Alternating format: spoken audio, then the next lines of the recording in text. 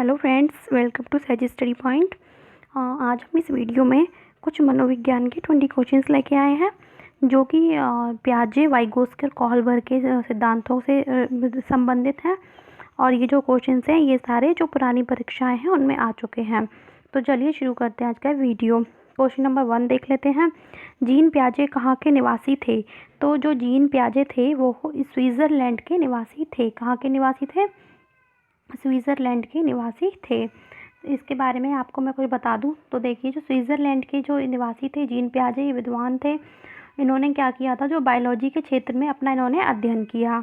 और 1922 से लेके, कब से, 1922 से 1932 ईस्वी के बीच इन्होंने अपने ही बालक का अध्ययन करते हुए इन्होंने अपने बालक पर, खुद स्वयं के बच्चे पर जो है इन्होंने अध्ययन किया।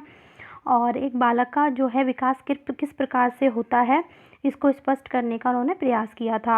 और जो संज्ञानात्मक विकास है उसका सिद्धांत दिया। जीन पियाजे ने कौन सा सिद्धांत दिया? संज्ञानात्मक विकास का।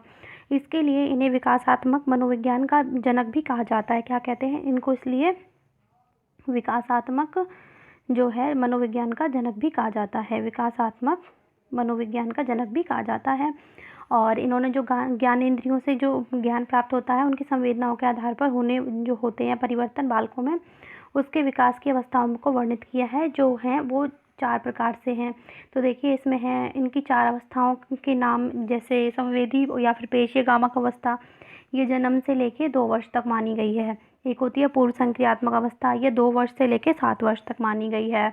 एक होती है अंत्य प्रज्ञा काल अवस्था, ये 4 वर्ष से लेके 7 वर्ष तक मानी गई है।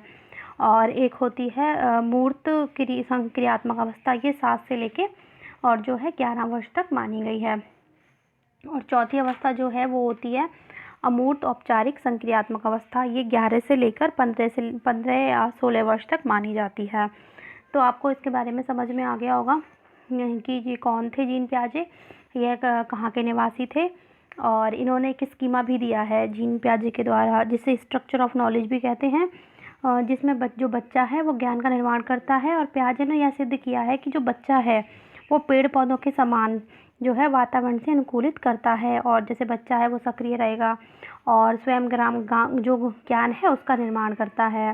पियाजे जो है अनुकूलन की जो प्रक्रिया है उसके भी चरण बताते हैं 2, जैसे समावेशन और समायोजन। तो आपको अच्छे से समझ में आ गया होगा जीन पियाजे के बारे में। नेक्स्ट, पियाजे ने बच्चों के नैतिक विकास को कितनी अवस्थाओं की पहचान किया? तो जो पियाजे ने 3, वैसे अवस्थाएं तो इसकी 4 हैं। इन्होंने बांटा तो 4 अवस्थाओं में है, लेकिन जो नैतिक विकास की अवस्थाएं वो 3 हैं। नेक्स्ट, निम्न में से किसने नैतिक वृद्धि की अवस्थाओं की अवधारणा को प्रस्तुत किया? तो नैतिक जो विकास है उसकी अवस्था तो इन्होंने बताई है, लेकिन जो नैतिक वृद्धि है उसकी अवस्थाओं को कोहलबर्ग ने, किसने? कोहलबर्ग ने जो है इन्होंने बताया। इसकी अवधारणा को कोहलबर्ग ने बताया, ये याद रखना, इसका अंतर है। नेक्स्ट, बच्चे दुनिया के बारे में अपना जो है समझ का सृजन करते हैं। निम्न में से किसका कथन है? तो ये कथन किसका है? पियाजे का, सीयर्स का, फ्राइड का या रॉबर्ट का? तो देखिए, ये जो है ये पियाजे का है। और कोहलबर्ग के बारे में थोड़ा सा बता दूं, इनका जो पूरा नाम है वो लॉरेंस कोहलबर्ग जो है वो है। और जो कोहलबर्ग है, इन्होंने नैतिक दुविधा पर आधारित जो कहानियाँ होती हैं, जैसे हैंज की कहानी है, उसके माध्यम से क्या है नैतिक विकास का सिद्धांत प्रतिपादित किया था।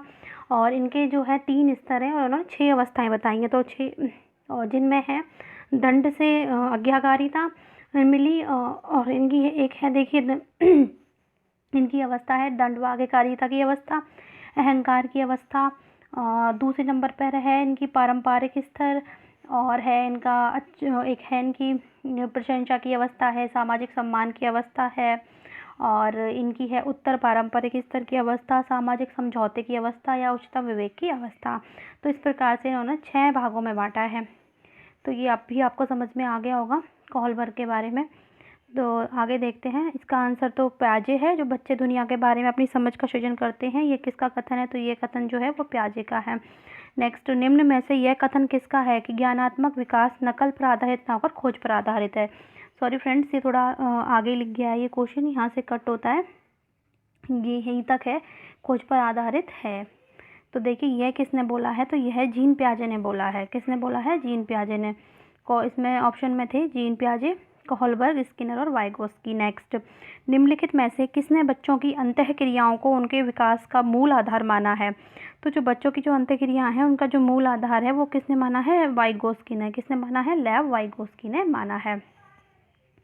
नेक्स्ट, निम्न में से किसने नैतिक विकास की अवस्था के सिद्धांत का प्रतिपादन किया है? तो देखिए किसने किया है, तो ये जो है इसका प्रतिपादन किया है लॉरेंस कोहलबर्ग ने, नैतिक विकास की सिद्धांत जो आपको दिया है। तो जीन पियाजे, लोहर, कोहलबर्ग या फ्राइड या सीयर्स? तो देखिए इसका आंसर है वो क्या है? वो लॉरेंस कोहलबर्ग है। नेक्स्ट, आप एक शिक्षक के रूप में नियुक्त होकर किसी विद्यालय में जाते हैं, तो आप विद्यार्थी की क्षमताओं को समझने के लिए निम्नलिखित में से किस क्षेत्र का चुनाव करेंगे?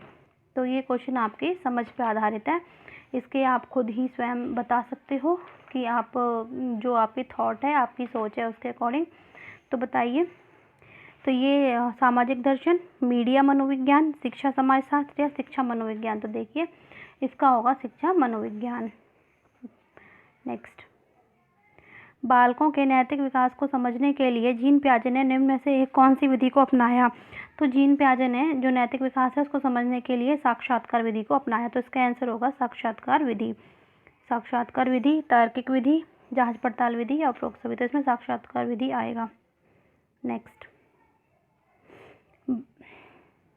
नेक्स्ट है,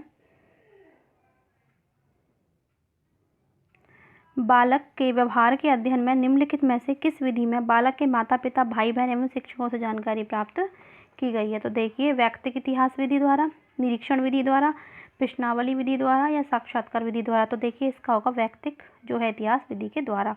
पियाजे के अनुसार कोई बच्चा किसी अवस्था में अपने परिवेश की वस्तुओं को पहचानने में उनमें विभेद करने लगता है।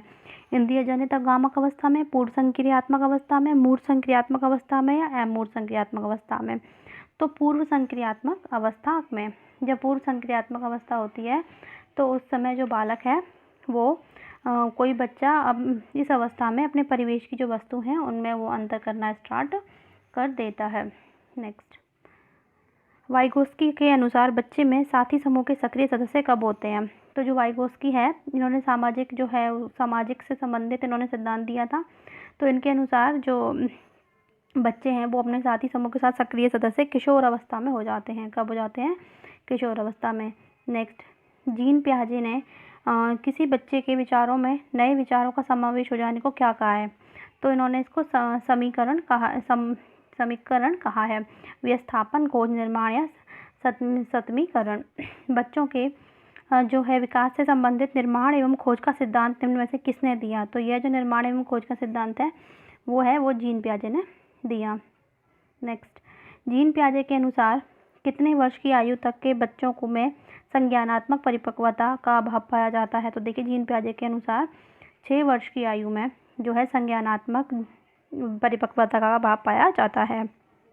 नेक्स्ट, वाइगोस्की के अनुसार किस बालक के विकास में सबसे महत्वपूर्ण योगदान निम्न में से किसका होता है? परिवार का, विद्यालय का, समाज का, धर्म का? तो देखिए समाज का। और वाइगोस्की ने समाज पर सामाजिक जो है इनका सिद्धांत है वो दिया है, बहुत इंपॉर्टेंट है ये। पूर्व माध्यमिक बच्चों के लिए कौन सी क्रिया एक कार्यात्मक क्रिया का स्वरूप है? अपने साथ की आयु के बच्चों में घुल मिल जाना, मिट्टी के खिलौने के 2 भाग कर उसे तोड़ना और दोबारा जोड़ना, डीके तक के पहाड़ों को मुँह जुबानी याद करना, या फिर माध्यमिक कक्षा की किताबों का अध्ययन कर लेना? तो देखिए इसका आंसर होगा मिट्टी के एक खिलौने को 2 भागों में तोड़कर उसे दोबारा से जोड़ना। किसके अनुसार? पूर्व माध्यमिक जो बच्चे होते हैं उनके लिए निम्न में से कौन सी क्रिया एक कार्यात्मक क्रिया का स्वरूप है? नेक्स्ट, आप अपनी कक्षा के बच्चों के बौद्धिक विकास में परिपक्वता लाना चाहते हैं, इसके लिए आप निम्न में से किसका चुनाव करेंगे? बच्चों के समक्ष आने वाली समस्याओं को सुलझाने में उनकी मदद करेंगे, बच्चों को खूब गृह कार्य देंगे, बच्चों को कक्ष में चुपचाप बैठने को कहेंगे, या फिर उपरोक्त सभी? देखिए इसका आंसर ए वाला होगा, बच्चों के समक्ष आने वाली समस्याओं को सुलझाने में उनकी मदद करेंगे।